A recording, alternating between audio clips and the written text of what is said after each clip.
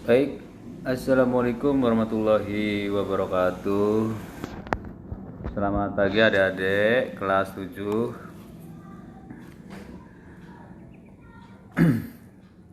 Hari ini kita akan belajar seni budaya lagi, ya. Namun sebelum belajar, silakan kalian siapkan buku catatan kalian, ya. Ambil buku, ambil pensil, ambil pulpen, dan siap menyimak apa yang nanti akan Bapak terangkan, ya.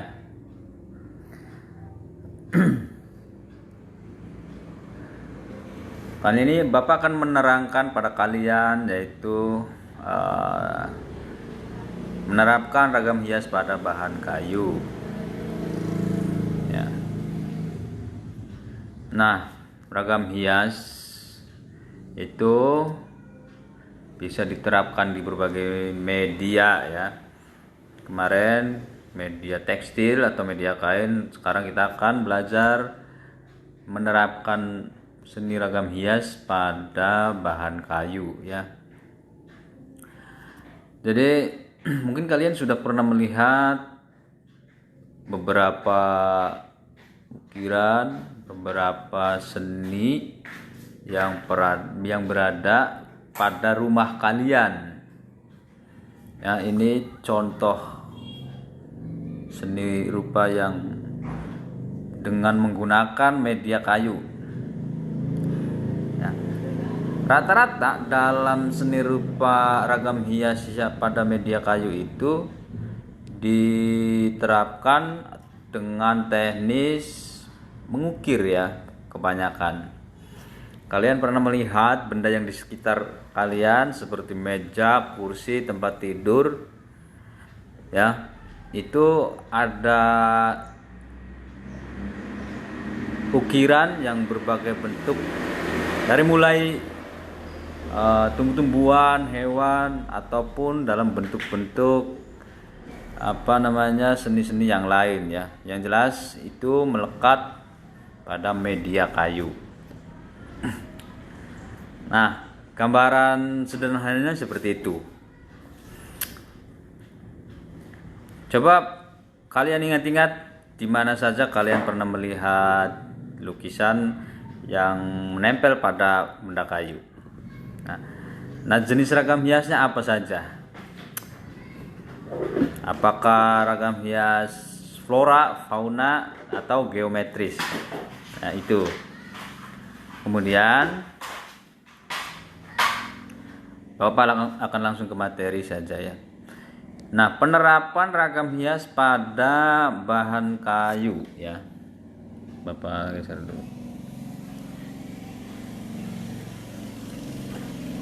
Kayu, ya. Tahu kalian kan pasti tahu, ya, apa yang disebut kayu. Nah, biasanya kayu ini, ragam hias yang Bapak tadi sebutkan itu terdapat pada benda-benda yang ada di rumah seperti kursi, lemari, peti, jendela, macam-macam, ya, yang bahannya dari kayu, tiang pintu. Nah, itu diberikan berbagai motif, ya, dibuat dengan berbagai motif ragam hias. Seperti tadi yang Bapak sebutkan, ada binatang, ada figuratif, ada geometris, gabungan dari motif. Bisa juga terdapat dari gabungan dari macam-macam 3 jenis ragam hias tadi, ya. Nah, penerapan ragam hias tadi sudah saya sebutkan, itu dengan teknik mengukir atau menggambar, juga bisa melukis atau gabungan dari kedua-duanya. Selain digunakan sebagai hiasan, ada juga ragam hias pada kayu ini bernilai simbolis terkait dengan kepercayaan agama, ya. Seperti di beberapa daerah Jawa, Sumatera, Kalimantan, Papua memiliki ragam hias yang khas dari bahan kayu. Kemudian contoh penerapan ragam hias.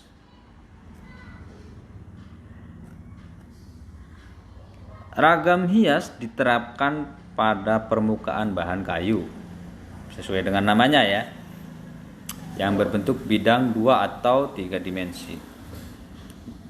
Nah, penerapan ragam hias pada bahan kayu ini dilakukan dengan menggambar atau mengukir. Ya, bisa juga dilakukan dengan menggambar, melukis di atas kayu menggunakan cat atau pewarna. Bisa juga dengan mengukir. Mengukir itu menggunakan alat, kemudian dibuat timbul, itu mengukir ya.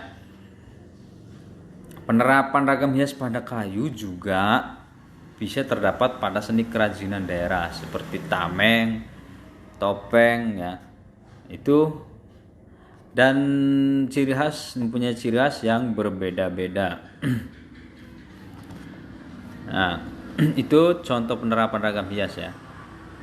Nah, ini ragam hias ukiran kayu yang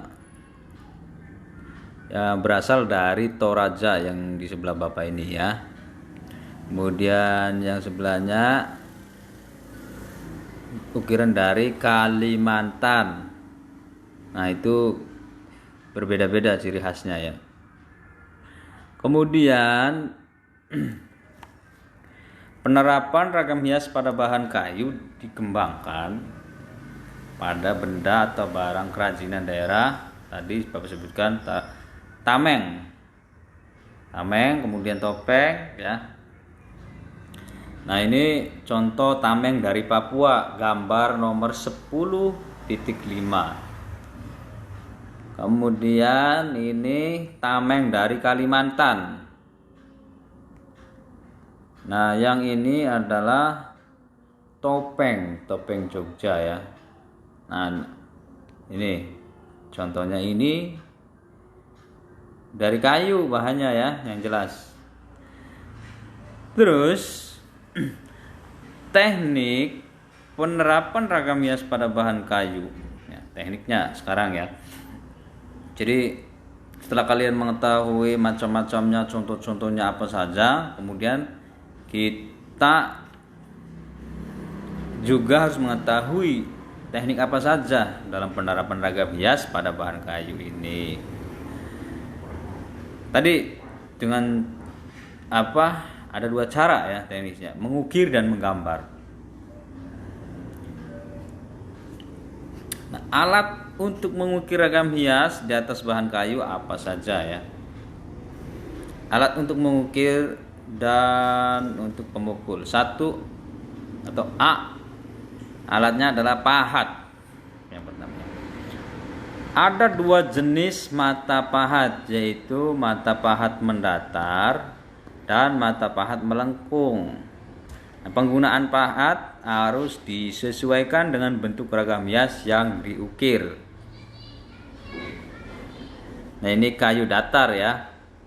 Contoh yang Bapak perbesar ini adalah permukaan kayu datar atau papan.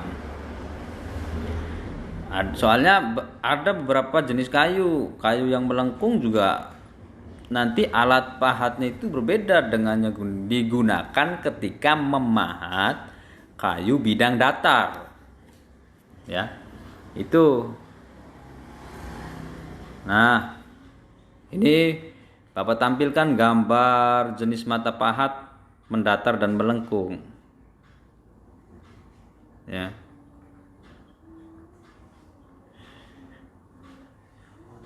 Ada 4 jenis pahat, yaitu yang pertama adalah pahat kuku.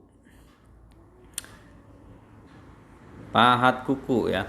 Bentuknya pahat ini berbentuk lengkung seperti kuku manusia. Makanya kemudian disebutkan pahat kuku. Nah, apa gunanya pahat kuku itu? Pahat penguku digunakan untuk mengerjakan bagian yang melengkung, melingkar, membentuk cembung, cekungan. Itu memakai pahat kuku atau pahat penguku. Yang kedua adalah pahat lurus. Bentuknya pahat ini berbentuk lurus, tidak melengkung mata pahatnya ya. Gunanya adalah untuk mengerjakan bagian yang lurus dan rata. Karena permukaan kayu tadi ada yang rata, ada yang melengkung ya. Nah, yang bagian yang rata ini menggunakan pahat lurus atau pahat penyilat. Yang kedua ya. Selain digunakan dalam media yang rata, juga membuat siku-siku tepi ukiran dengan dasaran. Itu gunanya pahat lurus. Yang ketiga adalah pahat lengkung setengah bulatan atau pahat kol. Bentuknya mata pahat kol berbentuk melengkung belahan setengah bulatan. Jadi bulatan bulat dibagi dua, itu setengah ya berarti ya. Nah, bentuknya itu bulat, lengkungan setengah bulatan tadi. Gunanya apa? Yaitu untuk mengerjakan bagian cekung yang tidak dapat dikerjakan dengan pahat kuku.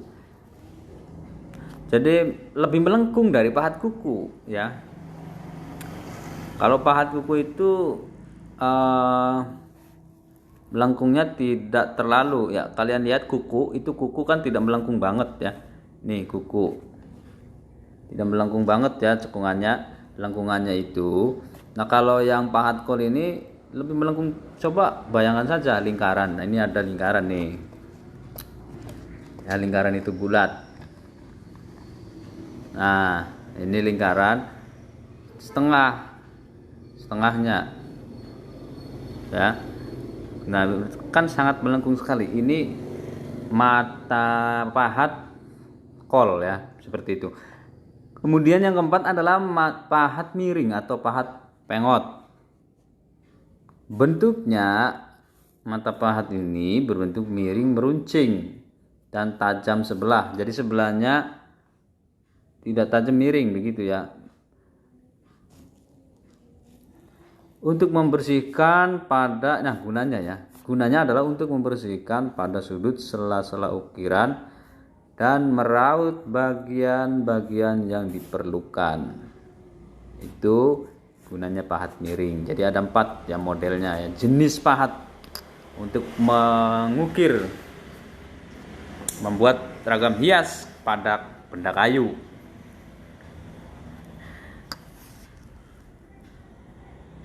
Pemukul. Nah, jadi ini tadi pahat ya. Yang kedua alatnya adalah pemukul. Alat untuk mengukir ya, masih alat untuk mengukir adalah pemukul. Jadi kayu itu kan keras ya, meskipun tidak sekeras batu, tapi kalian ketika memahat kayu tidak mungkin memukulnya memakai tangan, harus memakai alat pemukul. Nah, pemukul ini umumnya terbuat dari kayu, meskipun ada juga yang menggunakan besi atau batu. Jadi ada memakai kayu, ada yang memakai besi, ada yang memakai kayu. Yang banyak kita gunakan itu yang memakai besi dan kayu. Jadi maksudnya untuk memukulnya itu kayu. Nah, untuk pegang-pegangnya menggunakan besi. Pemukulnya adalah besi, pegang-pegangnya menggunakan kayu. Maksud Bapak seperti itu. Nah, ini yang A ini ya adalah jenis palu besi yang A itu ya. Jadi besi semua. Pegang-pegangnya tapi kayu ya. Kemudian yang kedua adalah kayu, dibuat dari kayu tapi dibentuk seperti palu. Yang ketiga adalah batu bulat itu. Bisa ya, tiga pemukul itu bisa digunakan untuk mengukir. Nah, itu materi dalam hal penerapan ragam hias pada benda kayu ya.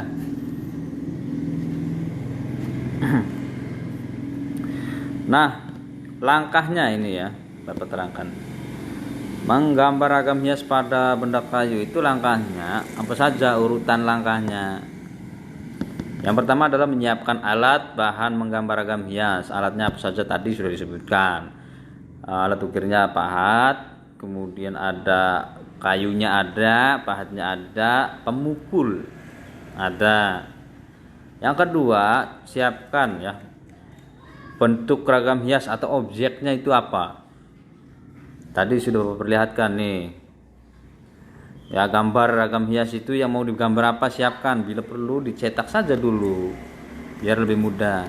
Kemudian sketsa. Nah, sebelum diukir gambar dulu pakai pensil di atas kayu polanya. Ya, biar lebih mudah. Ketika memahat itu mengikuti sketsa yang sudah kalian buat di atas kayu. Nah, ya. Kemudian yang terakhir adalah memberikan warna. Nah, terus setelah itu dikasih warna ya. Nah, kemudian pada dasarnya ya, kayu itu bisa diberi warna dengan berbagai macam cat. Misalnya cat minyak, cat akrilik. Nah, oleh karena itu produk dari bahan kayu dapat diberi hiasan ragam hias dengan teknik melukis. Nah, tadi sebetulnya yang Bapak sebutkan langkah-langkah ini adalah membuat ragam hias dengan melukis. Artinya tidak ada langkah memahat ya, yang ini ya, yang di bawah ini. Bahasanya juga menggambar ragam hias ukiran. Nah, kalau ini